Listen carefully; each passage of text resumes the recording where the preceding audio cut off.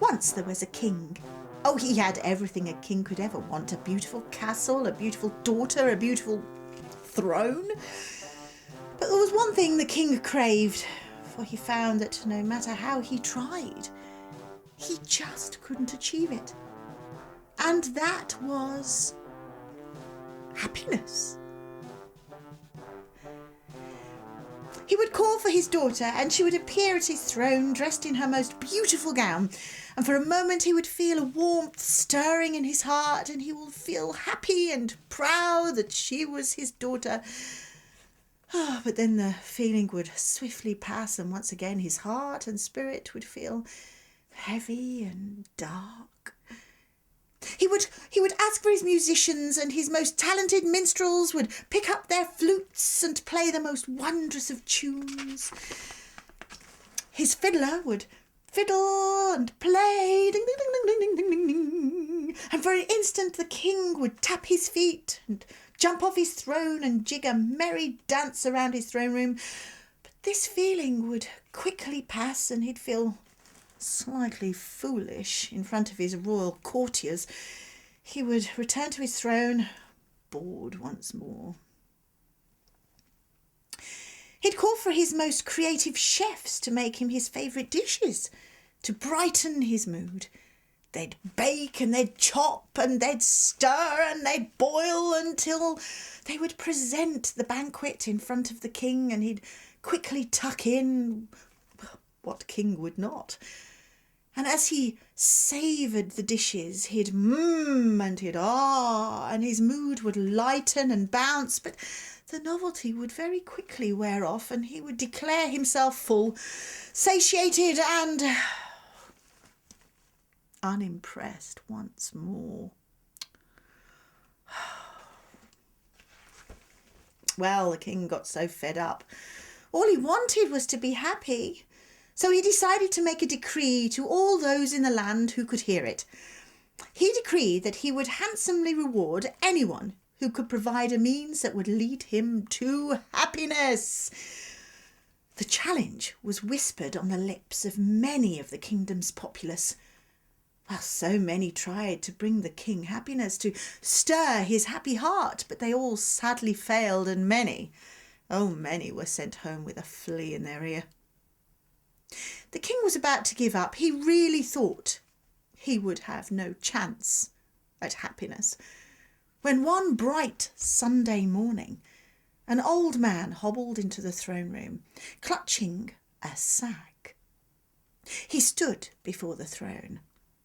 "Sire," he croaked, "I have in this sack something that will bring you the feeling that you so desperately desire." The king was intrigued. "Proceed, old man," he encouraged. "What is it that you have in your sack?" The old man opened his sack and plunged in a hand. He let the sack drop to the floor as he held on to the item that he had so proudly brought to court. The old man grinned at the king. "This, sire, is a happy hat. All you have to do is place it on your royal head and let the hat do its work."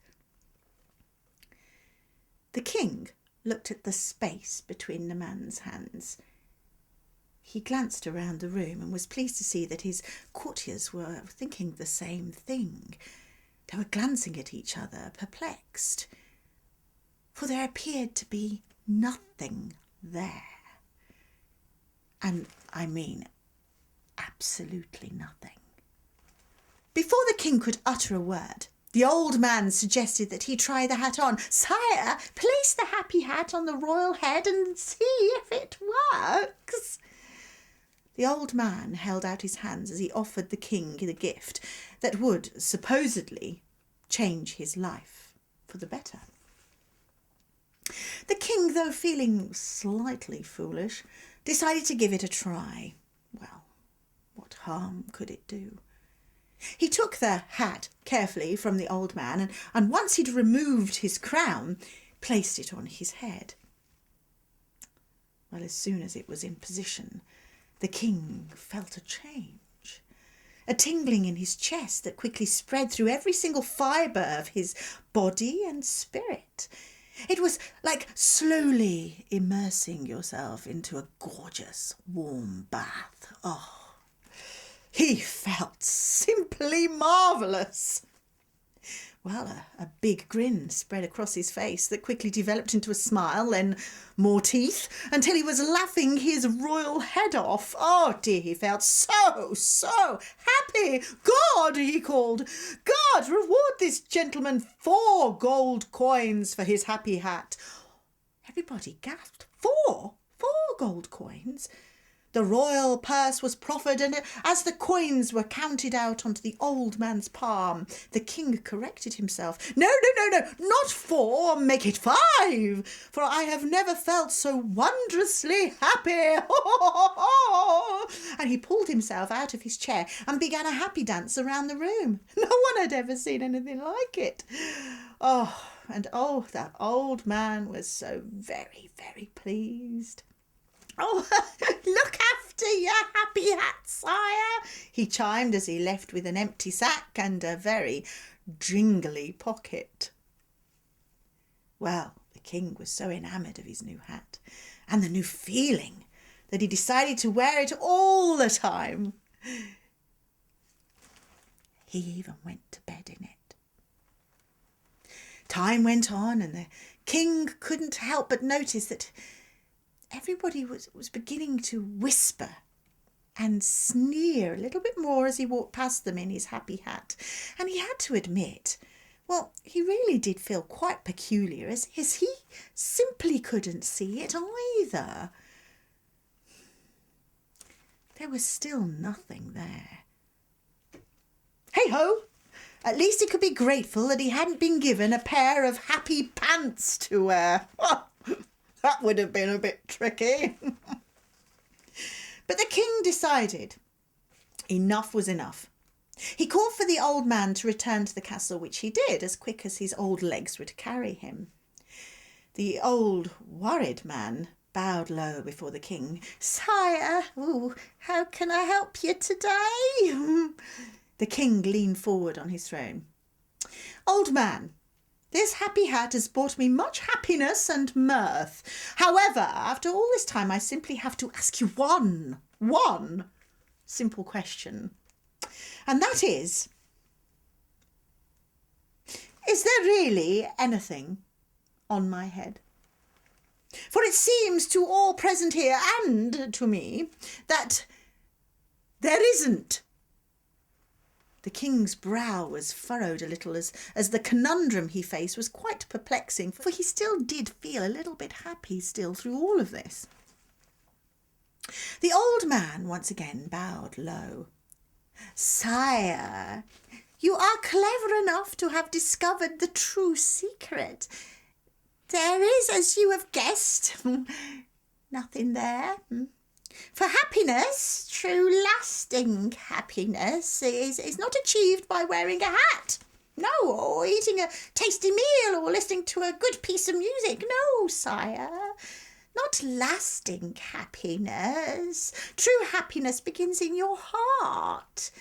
And if you wish for it, once you invite happiness into your heart and mind, well, you unlock a treasure box of joy worth so many times more than a real object could bring you. Happiness begins inside you, sire, inside your heart. You invite it, it visits and remains as long as it is welcome. The king listened well and listened hard. He smiled as he once more replaced the happy hat on his head with his crown. Old man, I am in your debt, an extra coin for your troubles. Oh, no, thank you, sire, no. For your happiness that I have witnessed is rich reward in itself. The old man bowed low for the last time and made his way out of the throne room.